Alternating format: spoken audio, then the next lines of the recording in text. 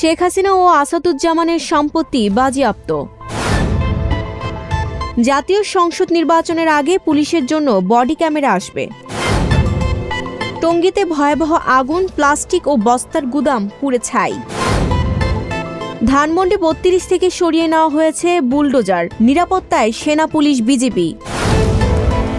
সাবেক ভূমিমন্ত্রী ৩ আত্মীয়ের শেয়ার অবরুদ্ধের আদেশ। রাউজানের গভীর রাতে যুবদল নেতাকে গুলি। নাসা গ্রুপের চেয়ারম্যান নজরুল ইসলামের সম্পদ জব্দ, ব্যাংক হিসেব অবরুদ্ধ। ফিলিস্তিন রাষ্ট্রে জাতিসংঘ সমর্থন দিলে পিএ কর্মকর্তাদের বেছে বেছে হত্যা করা হবে। ট্রাম্পের নৈশভোজনের দাওয়াতে কি যাবেন ইলন মাস্ক? ১৩০০ কোটি আয়, বক্স অফিসের রানী এবার রাশমিকা। ৫০০ কোটির সিনেমাও আর আমাকে টানে না, বললেন দীপিকা পাড়ুকোন।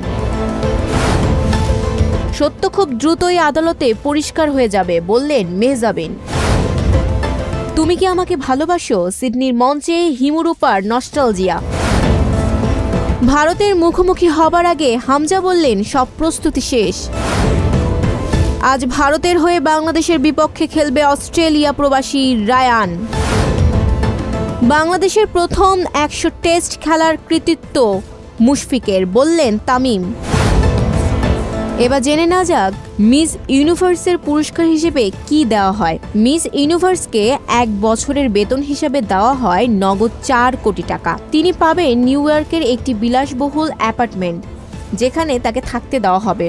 একটি ব্যক্তিগত উড়োজাহাজ দেওয়া হয় তাকে বিভিন্ন জায়গায় ঘুরে বেড়ানো কিংবা বাজার করার জন্য। এই উড়োজাহাজে করে তিনি যেতে পারবেন বিশ্বের যে কোনো প্রান্তে। তবে শর্ত থাকে, এ সময় তিনি কিছু দাতব্য কাজে নিজেকে সম্পৃক্ত করতে হবে।